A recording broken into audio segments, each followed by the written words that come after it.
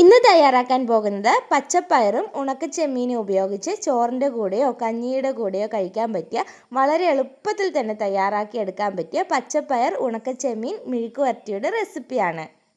പച്ചപ്പയർ ഉണക്കച്ചെമ്മീൻ മെഴുക്കുവരട്ടി തയ്യാറാക്കി എടുക്കാനായിട്ട് ഞാനിവിടെ ഒരു 250 ഗ്രാമോളം പച്ചപ്പയർ ഇതുപോലെ 1 ഇഞ്ച് കനത്തിൽ നീളത്തിൽ മുറിച്ചെടുത്തിട്ടുണ്ട്.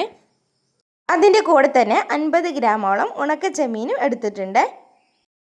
ഇനിയൊരു പാൻ നല്ലതുപോലെ തന്നെ ഒന്ന് ചൂടാക്കിയെടുക്കാം. പാൻ നന്നായിട്ട് ചൂടായി വരുമ്പോൾ എണ്ണയൊന്നും തന്നെ ചേർക്കാതെ ഇതിനകത്തേക്ക് എടുത്ത് വെച്ചിരിക്കുന്ന ചെമ്മീൻ മുഴുവനായിട്ടും ഇട്ട് കൊടുക്കാം. ഞാനിവിടെ ചെമ്മീൻ നല്ലതുപോലെ തന്നെ കഴുകി ഉണക്കിയെടുത്ത ചെമ്മീനാണ്. അതുകൊണ്ട് തന്നെ ഇതിൻ്റെ തലയും വാലും ഒന്നും ഞാനിപ്പോൾ കളയുന്നില്ല.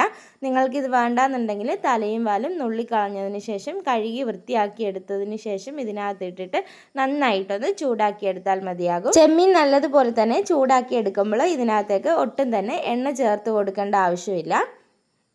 1-2 മിനിറ്റ് നന്നായിട്ട് തന്നെ ഇതുപോലെ ഒന്ന് ഇളക്കി കൊടുക്കുമ്പോൾ തന്നെ ചെമ്മീൻ പെട്ടെന്ന് തന്നെ ചൂടായി കിട്ടുന്നതാണ്. ഇപ്പോൾ ചെമ്മീനൊക്കെ നല്ലതുപോലെ തന്നെ ഒന്ന് ചൂടായി വന്നിട്ടുണ്ട്. ഇനി ഇത് വേഗം തന്നെ നമുക്ക് വേറൊരു പാത്രത്തിലേക്ക് കോരി മാറ്റാം. ചെമ്മീൻ ചൂടാക്കി എടുക്കുമ്പോൾ ഒരുപാടങ്ങ് മൊരിഞ്ഞ് കരിഞ്ഞു പോകേണ്ട ആവശ്യമില്ല. നല്ലതുപോലെ തന്നെ ഒന്ന് ചൂടായി കിട്ടിയാൽ മതിയാകും. ഇനി അതേ പാനിലേക്ക് 1 ടേബിൾ സ്പൂണോളം വെളിച്ചെണ്ണ ചേർത്ത് കൊടുക്കാം. എണ്ണ നല്ലതുപോലെ തന്നെ ചൂടായി വരുമ്പോഴേക്കും ഇതിലേക്ക് 1 ടീസ്പൂണോളം കടുക് ചേർത്ത് നന്നായിട്ടൊന്ന് പൊട്ടിച്ചെടുക്കാം. ഇപ്പോൾ കടുക് നല്ലതുപോലെ തന്നെ പൊട്ടി തുടങ്ങിയിട്ടുണ്ട്. ഈ സമയത്ത് ഇതിനകത്തേക്ക് ഒരു 4-5 അല്ലി വെളുത്തുള്ളി തൊലിയോട് കൂടി തന്നെ ചെറുതായിട്ടൊന്ന് ചതച്ചെടുത്തത് ഇതിനകത്തേക്ക് ചേർത്ത് കൊടുക്കാം. ഇതിലേക്കിനി 15 ചെറിയ ഉള്ളി ചെറുതായി നീളത്തിൽ മുറിച്ചെടുത്തത് ഇതിനകത്തേക്ക് ചേർത്ത് കൊടുക്കാം.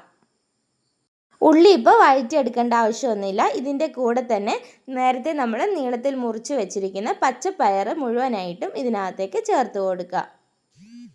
പയർ മുഴുവനും ചേർത്ത് കൊടുത്തു കഴിഞ്ഞാൽ ഇതിനകത്തേക്ക് 2 പച്ചമുളക് ഇതുപോലെ നീളത്തിൽ മുറിച്ചത് കൂടി ചേർത്ത് കൊടുക്കാം.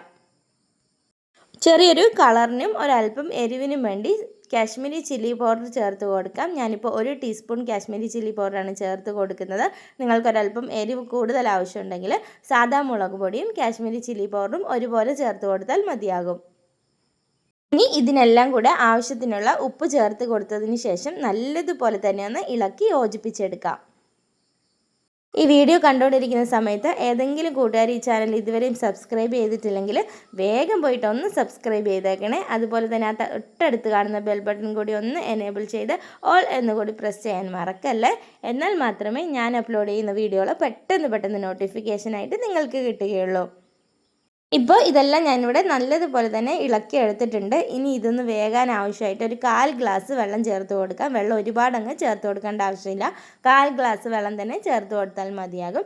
ഇനി മീഡിയം ടു ലോ ഫ്ലെയിമിലിട്ട് അടച്ച് വെച്ച് ഒരു 5 മിനിറ്റ് നമുക്കൊന്ന് വേവിച്ചെടുക്കാം. പയറിപ്പം വേവിക്കാൻ വെച്ചിട്ട് ഏകദേശം ഒരു 5 മിനിറ്റ് കഴിഞ്ഞിട്ടുണ്ട്. ഇനി അടുപ്പൊന്ന് മെല്ലെ ഒന്ന് മാറ്റി നോക്കാം. ഇനി ഇതെല്ലാം കൂടെ നന്നായിട്ട് തന്നെ ഒന്ന് ഇളക്കി യോജിപ്പിച്ചെടുക്കാം. ഇപ്പോൾ പയറൊക്കെ നല്ലതുപോലെ തന്നെ വെന്ത് വന്നിട്ടുണ്ട്. ഇപ്പോൾ ചേർത്ത് കൊടുത്ത വെള്ളമൊക്കെ നല്ലതുപോലെ തന്നെ വറ്റി കിട്ടിയിട്ടുണ്ട്.